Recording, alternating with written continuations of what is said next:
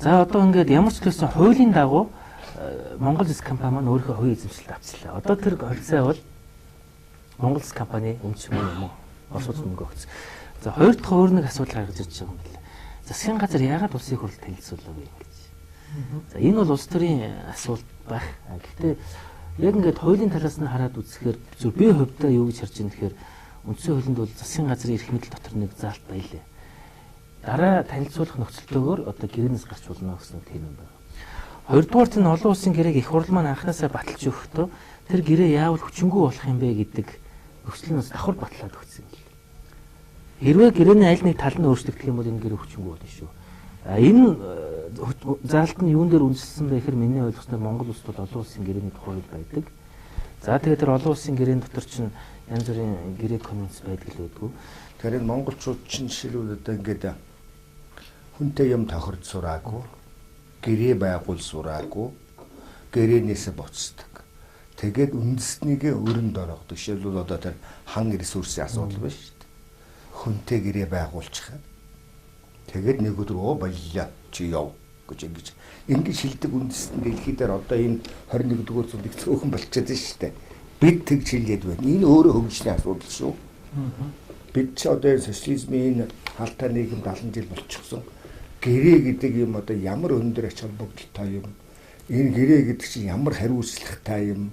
Эндээ бид нэр ерөөсө хүм болгон энэ дээр бат зогсохгүй бол өөрөө юу болдгийм гэдэг талаар ерөөсөө энэ үндэстэн мамад ойлголт байхгүй. Жишээлбэл одоо чи бид байгаа шүү дээ.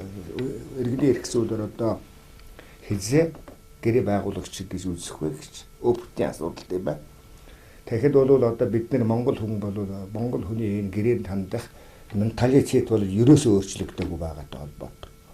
Жишээлбэл одоо тэр Германы одоо манад бол Германы хууль ороод ирсэнтэй холбогдуулаад тэр гэрээний санал очсон гэж үзэх тэр зүйлийг нь бид нар шиг Герман стандартаар хуулиар хийсэн байж идэг. А монгол хүний толгой дотор бол өөр зураг байж идэг байхгүй.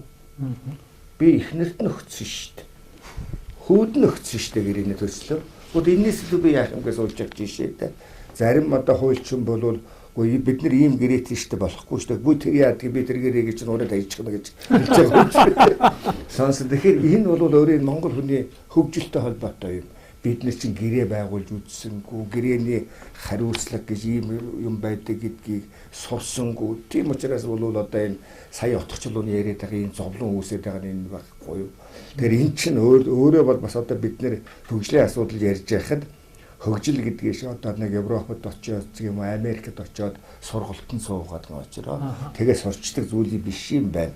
Нэг үеийн өөрчлөгдөд дараа үеийнх нь төрөөд тийм үү. Бас эн чинь өөрөө хөгжил чинь бол тэгж нэг зөөж авчраа тавьчихдаг нэг тийм систем бас биш юм. Энэ чинь бас цаг хугацааны хүчин зүйлтэй асуудал гэж харагдаад байна. Тийм учраас энэ гэрээнд хандах энэ бидний хандлага бол ерөөсөө энэ Монголын хөгжлийг саатуулж байгаа хамгийн том хүчин зүйл өнөөдөр болчихсон.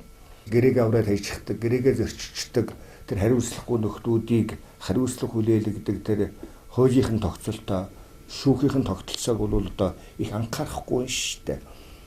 Тийм учраас бол би одоо парламентын гишүүнч гэдэг юм уу, засгийн газрын гишүүнч гэдэг юм уу тэр хүн болвол тэр ажил албанд очисон өдрөөс хойш л энэ шодрог шүүхийн тогтолцоог бүрдүүлэхгүйгээр миний хийсэн нэг сайн үс нэг өдөр намайг бол одоо шорондууч ирэх механизм болчихгүй шүү. Энэ шодрог шүүхийн тогтолцоо байхгүй болов. Тийм учраас би сайн санаа ижээ хэрэгжүүлээ гэвэл буцаага тэдүүч хэрүүлэхгүй тул энэ шодрог шүүхийн тогтолцоог, энэ хуулийн тогтолцоог, энэ криминал жастисын реформыг ихэж шийснийхэн дараагаар тэр санаачлагуудыг би гаргах ёстой юм шүү. Тэр эдийн засгийн реформыг хийх ёстой юм шүү. Тэр том гэрээ хэлцлүүдийг бол явуулах ёстой юм шүү гэдэг ийм бодол санаа бол манайхны хүмүүсийн толгой төрөхгүй шүү дээ. Тэгээд нэг сайхан юм их орно бодоод хийчдэг. Одоо тэгээд тэр нь буцаад тэр хүнийг гэмт хэрэгтэн болгох юм лөө чирүүлж байгаа юм байна шүү. Тэгэхээр энэ их харамсалтай юм. Энэ бас өөр хөгжлийн асуудал. Тэр Монгол хүний хөгжилтэй холбоотой, сэтгэх чадвартай холбоотой ийм л асуудал байгаа юм л да.